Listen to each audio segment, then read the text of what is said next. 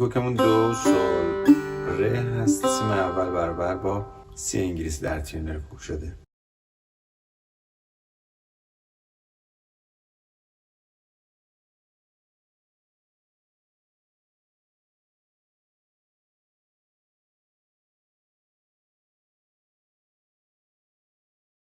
در این قطعه سی بمول و میکرون داریم.